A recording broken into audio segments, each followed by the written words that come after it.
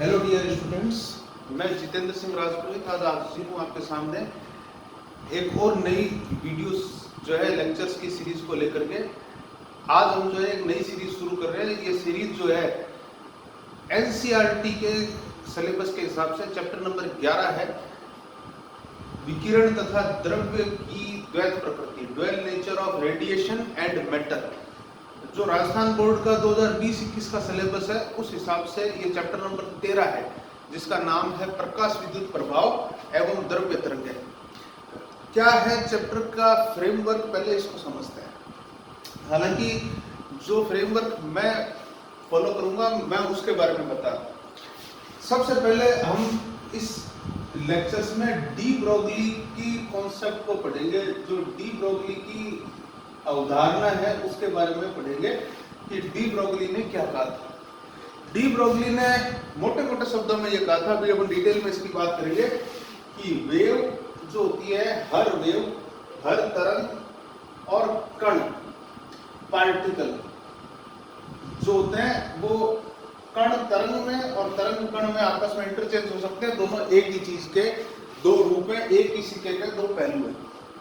ठीक है, इस बात को साबित कैसे किया जाए कि हर तरंग कण की तरह और हर कण तरंग की तरह व्यवहार कर सकती है। इस बात का जो प्रैक्टिकल प्रूफ है हमारे पास में, इस बात को जब डी ब्रोगली ने दिया था तो इसको डी ब्रोगली हाइपोथेसिस नाम दिया गया था। डी ब्रोगली की परिकल्पना से कहा गया था 1905 में।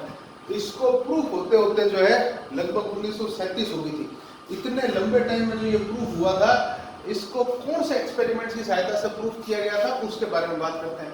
इसको दो एक्सपेरिमेंट की सहायता से प्रूफ किया गया था। आधा पार्ट जो वेव को पार्टिकल बताता है या प्रूफ करता है, और बचा हुआ आधा पार्ट जो पार्टिकल को वेव के रूप में साबित करता है। पहला जो वेव को पार्टिकल के रूप में दिखाने वाला इफेक्ट है उसका नाम है फोटो इलेक्ट्रिक इफेक्ट। हिंदी में कहते हैं प्रकाश विद्युत प्रभाव। आप लोगों ने अगर मेरे पुराने वीडियो लेक्चर्स देखे तो हमने वहां पे आइगेन का सिद्धांत पढ़ा है।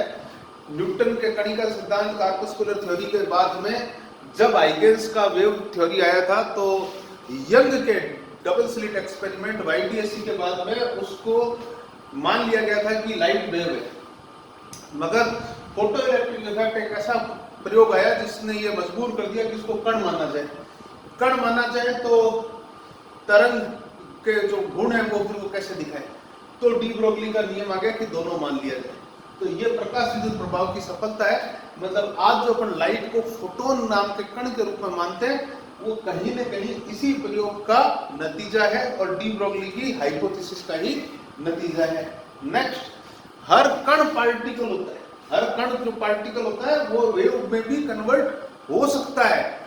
ठीक है, हर कण या पार्टिकल जो है वो वेव में भी खुद की मर्जी है जब कन्वर्ट हो सकता है।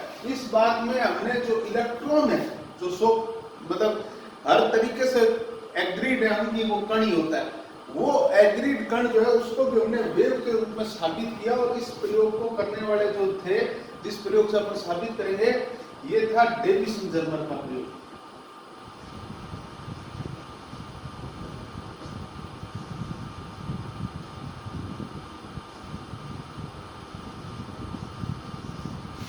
डेविसन-जर्मर का प्रयोग जो था वो अकेला प्रयोग नहीं था, 1927 का ये प्रयोग है।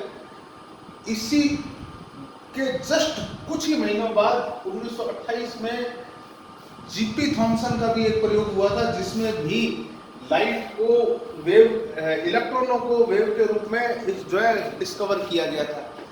जो नोबेल प्राइज था इलेक्ट्रॉन की वेव नेचर खोजने का, किसी भी पार्टिकल को वेव सिद्ध करने का, वो इनके साथ इन्होंने भी शेयर करके लिया था। जीपी थॉमसन साहब जिनका नाम मैं ले रहा हूं, ये ग्रेट जे थॉमसन के बेटे थे। जे थॉमसन साहब वही जिन्होंने इलेक्ट्रॉन की खोज की थी 1891 में। ठीक है, 1891 में जब जे थॉमसन ने खोज की थी इलेक्ट्रॉन की तो वो पार्टिकल के रूप में की थी, और जीपी थॉमसन साहब ने जब 1928 में खोज की थी लगभग 37 साल बाद में, तो उन्होंने इलेक्ट्रॉन की एज अ वेव के रूप में खोज की थी। आइंस्टीन का एक बहुत बड़ा स्टेटमेंट है, क्योंकि ये पहली बार एक फैमिली में 2 नोबेल प्राइज गए थे। बाप को भी नोबेल प्राइज मिला था इलेक्ट्रॉन की खोज के लिए, बेटे को भी मिला, वो भी इलेक्ट्रॉन की खोज के लिए। तो आइंस्टीन ने एक बात कही कि जो फादर थॉमसन थे, मतलब जे थॉमसन, उनको नोबेल प्राइज मिला इलेक्ट्रॉन को पार्टिकल के रूप में खोजने के लिए, और जो बेटा जीपी थॉमसन था उसको नोबेल प्राइज मिला इलेक्ट्रॉन की खोज के लिए, मगर एज ए वेव खोजने के लिए। तो दोनों को नोबेल प्राइज मिला और दोनों को इलेक्ट्रॉन खोजने के लिए नोबेल प्राइज मिला। बड़ी अनोखी बात है। तो एक फैमिली में पहली बार नोबेल प्राइज अगर गए थे तो 2 गए थे, वो इन्हीं के लिए गए थे। थोड़ी सी जब जनरल नॉलेज की बात मैं बताई ना, तो एक और बात बता देता हूँ। जो वर्ल्ड रिकॉर्ड है एक ही फैमिली में नोबेल प्राइज जाने का, वो 3 नोबेल प्राइज जाने का है। मैरी क्यूरी, पियरे क्यूरी और मैडम क्यूरी, इनके पास में एक साथ 3 नोबेल प्राइज एक फैमिली में जाने का रिकॉर्ड है। इससे ज्यादा नोबेल प्राइज किसी भी फैमिली में एक साथ आज तक नहीं गए।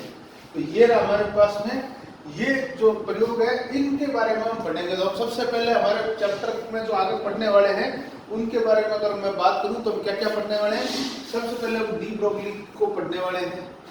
डी ब्रोगली को डिटेल में पढ़ने वाले हैं अलग अलग पार्टिकल्स के लिए। नेक्स्ट, डी ब्रोगली को पढ़ने के बाद हम फोटो इलेक्ट्रिक इफेक्ट पढ़ने वाले हैं।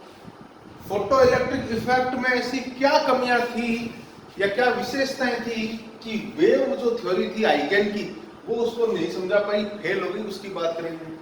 देन हम बात करेंगे कि डी ब्रोगली की सहायता से इसको कैसे एक्सप्लेन किया जा सकता है, ठीक है। उसके बाद हम बात करेंगे कि डेविसन जर्मर का प्रयोग क्या था और कैसे इसने इसको जो है जो कहें कि हर किसी को विश्वास है कि इलेक्ट्रॉन कण होता है, उसको भी वेव के रूप में इसने स्थापित कर दिया, ये कैसे, ठीक है। तो इन सभी टॉपिक्स के लिए हम आपको जो है आगे हमारे ये जो प्लेलिस्ट बनने वाली है इन वीडियोस की, इनको आप जो है लाइक शेयर सब्सक्राइब करके रख लीजिए, बेल नोटिफिकेशन दबा लीजिए, ठीक है। छोटा सा चैप्टर है, हम उम्मीद है कि 3-4 दिनों में ही इस चैप्टर से कंसर्निंग सारे वीडियो अपलोड कर लेंगे। तो आप लोग साथ में कमेंट भी करके हमें बताते रहिए कि नेक्स्ट टॉपिक आपको कौन सा पढ़ना है। चलिए, तब तक के लिए आपको हमारी तरफ से धन्यवाद। आप हमारे चैनल को यूं ही लाइक शेयर सब्सक्राइब करते रहिए। आपके लिए और भी टॉपिक हम यहाँ पर अपलोड जल्दी करने वाले हैं।